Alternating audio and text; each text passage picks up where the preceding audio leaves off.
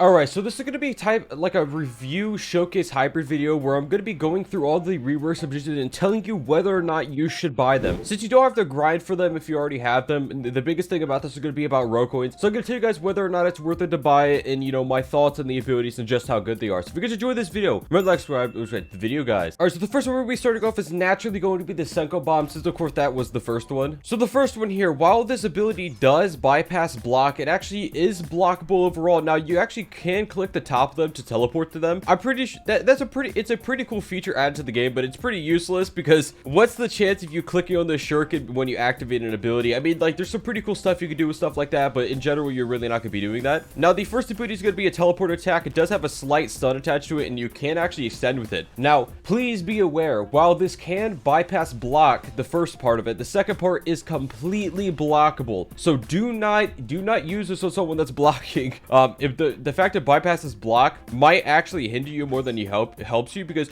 you use this ability and instantly use the first one, and if they're blocking, they'll be able to immediately use an ability afterwards and just attack you. So these do bypass block in the first hit, second hit doesn't. So I do recommend that you guys integrate these into a type of combo. So like, maybe do an M1 combo to some sort of stun first ability, and then do another M1 combo, and then you press 1 pretty much. That's generally all you're going to be able to do with this. You're going to only be able to use it integrated with other stuns, which generally isn't going to be that great. So I'm definitely going to be giving this Subjutsu probably a B+ tier, if not A- tier, just because it actually is a very solid extender, but it requires a lot of setup beforehand. So naturally, you're really not going to be using this that much. And is it worth buying? Probably not. Now, the second ability on my hotbar is going to be the Senko Storm, which is the exact same thing. I'm pretty sure it has a small stun at the end, but I'm pretty sure the stun doesn't matter at all because the original also has a stun attached to it. So I'm pretty sure that they're almost the exact same, if not the exact same, because the first ability has stun attached to it, and the second one's stun is quite literally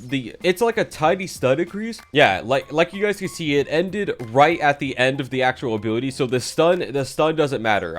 It literally makes no difference whatsoever. The second one is also blockable. If it made it so they maybe a block bypass, it would be a lot better. It's completely blockable.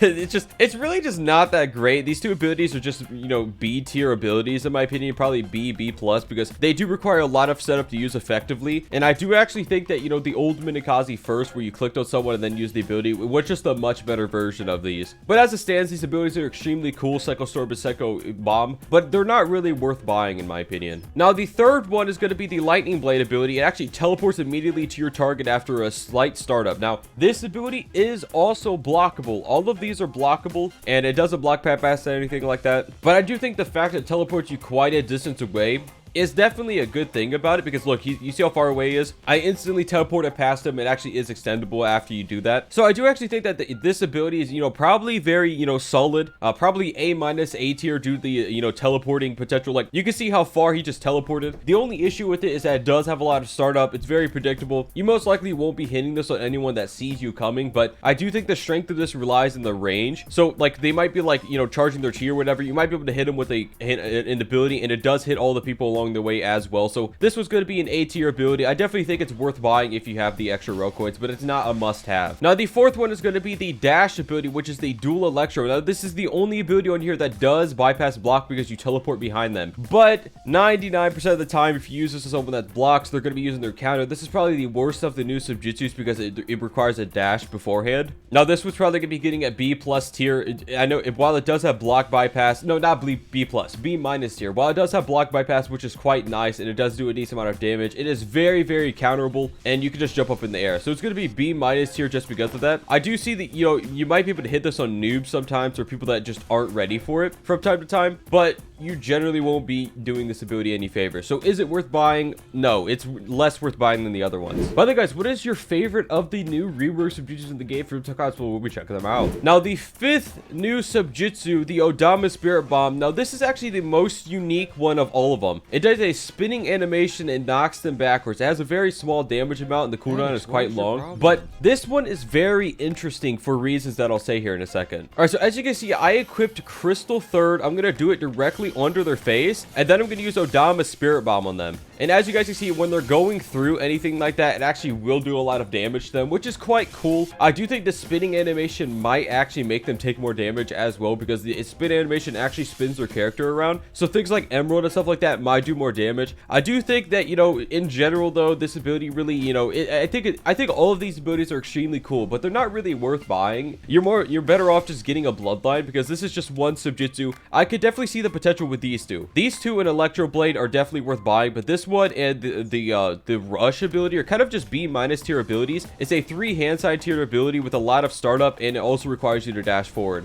Generally, you're not going to be getting into a situation where that's going to be better than, you know, other things you can use like the Taijutsu or elements. So this is kind of just a, you know, this is probably the only C+ one out of all of them, the only C tier. Now, just let this video serve as a baseline. I'm not hating on any of the new Subjutsus. I think all of them are extremely cool. A lot of them are very unique concepts, like the first ability. They improved on the concepts that are already in the game. It's just, you know, usually when people do things for the first time, or, you know, new concepts are introduced to the game, it does require some fine tuning, and it just so happens that these are just, you know, they have too much startup attached to them, in my opinion. Like, you can see the rework of Senko Storm right here. While it is an instant ability, the fact you have to double click on it is generally really, I do think, you know, these abilities definitely shouldn't change, because I do think, you know, there's not really much to change about them, and this ability shouldn't, but these two do need a little bit of fine tuning. I do think the Subjutsus are very balanced. A tier is kind of a balanced tier. Anything below is kind of a little bit below balance. Anything above, no, not anything above is kind of just broken. But yeah, I do think the new Subjutsus are very cool. If you guys have any extra Rokoids lying around, you definitely should pick them up. But in the end of things, if you guys are hurting on roll coins and you want something that's actually, you know, good in the game, I would recommend just staying away from these unless you have very specific combos for them. Anyways, guys, that's for this video. If you enjoyed this video, guys, bye bye.